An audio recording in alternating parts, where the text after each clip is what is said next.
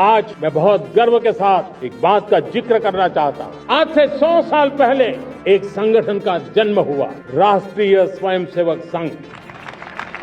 100 साल की राष्ट्र की सेवा एक बहुत ही गौरवपूर्ण स्वर्णिम पृष्ठ है।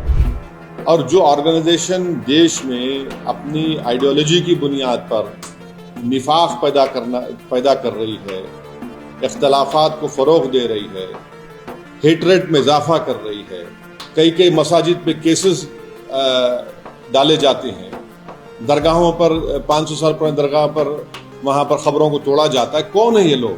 ये तो सब इनका ताल्लुक आरएसएस से। व्यक्ति निर्माण से राष्ट्र निर्माण के संकल्प को लेकर के 100 साल तक मां भारती का कल्याण का लक्ष्य लेकर के लक्षावधि स्वयंसेवकों ने मातृभूमि के कल्याण के लिए अपना जीवन समर्पित। सेवा, समर्पण, संगठन और अप्रतिम अनुशासन जिसकी पहचान रही है, ऐसा राष्ट्रीय स्वयंसेवक संघ दुनिया का ये सबसे बड़ा एनजीओ है। एक प्रकार से 100 साल का उसका समर्पण का इतिहास है। तो प्रधानमंत्री ये भी नहीं जानते हैं, मगर नहीं इकरार करेंगे कि भाई तिरंगा कब लहराया गया आरएसएस के दफ्तर के ऊपर। ऑर्गेनाइजर मैगजीन में जब संविधान बना तो उसके बारे में क्या कहा था ऑर्गेनाइजर मैगजीन ने गोलवालकर को कोट करके। प्रधानमंत्री जी ने लाल किले से जो अपना भाषण दिया, उस भाषण में उन्होंने आरएसएस का जिक्र किया, आरएसएस की उपलब्धियां बताई और आरएसएस के योगदान की बात की। आपने इसको ऊपर कमेंट किया, आपने ट्वीट किया है सर। देखिए, मेरी राय ये है कि हर प्रधानमंत्री देश का 15 अगस्त के दिन लाल किले से मुल्क की आवाम को, जनता को अपने भाषण के जरिए ये बताती है कि उनकी सरकार ने क्या किया या क्या करने वाले हैं। एक रिवायत रही है। मगर प्रधानमंत्री 15 अगस्त के दिन 2025 में खड़े होकर आरएसएस की तारीफ करना, उनके 100 साल के मुकम्मल होने पर उनके बारे में प्रधानमंत्री ने देश को जो बताया है, मैं समझता हूं कि ये हमारी जंग आज़ादी की जद्दोजहद की एक बहुत बड़ी तौहीन हुई।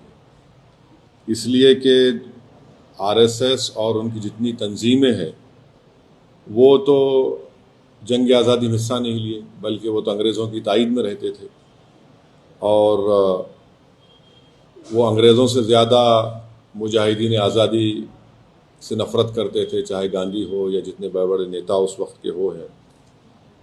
तो मेरा मानना यह है कि आरएसएस हमेशा से 1925 से लेकर अब तक और मुस्तक़बिल में भी वो इंक्लूसिव नेशनलिज्म की मुखालिफत करती रही। जो यही इंक्लूसिव नेशनलिज्म जो हमारे बुजुर्ग गुजरे हैं, जो हमारे मुजाहिदीन आज़ादी गुजरे हैं, उन्होंने इसी बुनियाद पर इस देश को आज़ाद करवाया अंग्रेज़ों की ग़ुलामी से। और जो हिंदुत्व की आइडियोलॉजी है वो हमारे भारत के संविधान के बिल्कुल खिलाफ है, बिल्कुल खिलाफ है। तो प्रधानमंत्री अगर आरएसएस के दफ्तर पे गए तो मैं कुछ नहीं बोला, क्योंकि मैं जानता था वो तो स्वयंसेवक थे और हमेशा रहेंगे। मगर जब आप प्रधानमंत्री के तौर पर ये कह रहे हैं और इस तरह की बात कर रहे हैं, जो संघ परिवार इस मुल्क में हेटरेट को फैलाती है, डिवीजन होता है, तो ये तो प्रधानमंत्री उनकी तायीद कर रहे हैं। आप हम देख लीजिए कि नॉन कोऑपरेशन मूवमेंट है। सत्याग्रह जो होती थी 1920 और 40 में, रोलेट एक्ट के खिलाफ जो एजिटेशन होता था, सिविल डिसोबीडियंस या क्विट इंडिया मूवमेंट था, या नेवल म्यूटिनी इन मुंबई थी, इसमें क्या आरएसएस नजर आती है क्या आपको?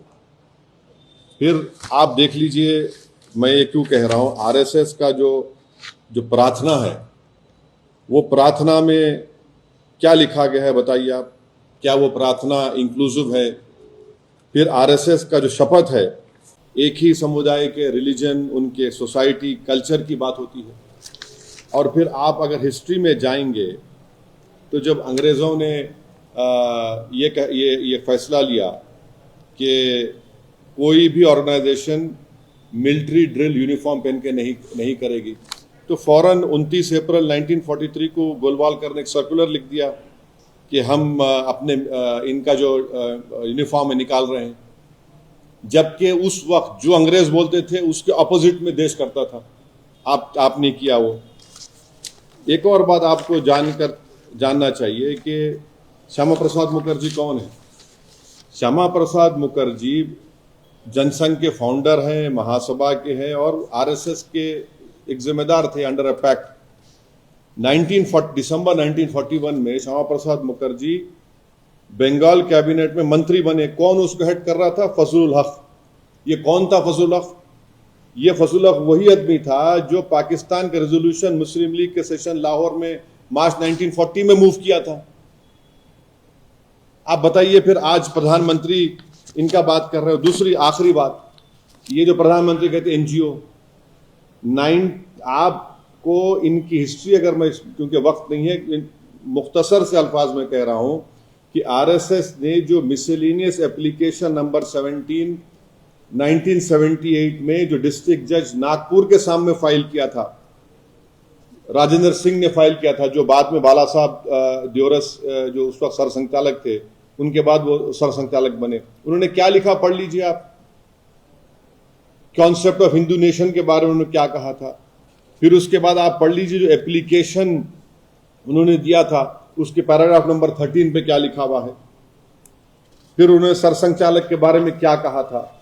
ये तमाम चीजें सामने हैं। उनका पार्टी का जो आर्टिकल 14 है, कल्चरल ऑर्गेनाइजेशन बोलते हैं, मगर हर काम आप पॉलिटिक्स में हिस्सा लेते हैं। तो ये हमको अफसोसनाक दिखा कि प्रधानमंत्री इस तरह की बात किए बहैसियत प्रधानमंत्री के, वजीर आजम के। आप देश के बारे में बोलना था। आपने कल अपने भाषण में कहा कि दूसरी बातें कही। ठीक है, हम आइडियोलॉजिकली बीजेपी के खिलाफ थे, रहेंगे। प्रधानमंत्री बीजेपी से आते हैं, मगर एक वजीर आजम तो है। मगर इस तरह उन्होंने आरएसएस की उनको सराहा, उनकी तारीफ की, ये सरासर गलत है और ये हमारे देश के लिए ठीक नहीं है। हमारे को खतरा चीन से है। चीन आज भी हम उन पेट्रोलिंग पॉइंट्स पर हम नहीं जा सकते। हमने 25 पेट्रोलिंग पॉइंट खो दिए हैं। और जो ऑर्गेनाइजेशन देश में अपनी आइडियोलॉजी की बुनियाद पर निफाक पैदा कर रही है, इख्तलाफात को फ़रोग़ दे रही है, हेटरेट में इजाफा कर रही है, कई मसाजिद पे केसेस डाले जाते हैं, दरगाहों पर 500 साल पुरानी दरगाह पर वहाँ पर ख़बरों को तोड़ा जाता है। कौन है ये लोग? ये तो सब इनका ताल्लुक आरएसएस से है। सर, इस स्पीच को कई लोग ये भी क्रिटिसाइज करें कि पॉलिटिकल लीडर्स क्रिटिसाइज कर रहे हैं, अपोजिशन के पॉलिटिकल लीडर्स को क्रिटिसाइज करें कि काफी ज्यादा पॉलिटिकल स्पीच है, not speech of prime minister. देखिए, वो हर एक की राय। मेरे लिए सबसे ऑब्जेक्शनेबल बात और तकलीफदेह बात ये थी कि उन्होंने आरएसएस की 100 साल की तकमील पर उनकी खिदमात को, उनके चीज़ों को सराहा है। अरे प्रधानमंत्री ये भी नहीं जानते हैं, मगर नहीं इकरार करेंगे कि भाई तिरंगा कब लहराया गया आरएसएस के दफ्तर के ऊपर। ऑर्गेनाइजर मैगजीन में जब संविधान बना तो उसके बारे में क्या कहा था ऑर्गेनाइजर मैगजीन ने, गोलवालकर को कोट करके। जब आरएसएस बन रही थी तो उस वक्त कौन लोग थे? 4 लोग थे ना, हेगडेवर, आपके मुंजी और 2-3 लोग थे।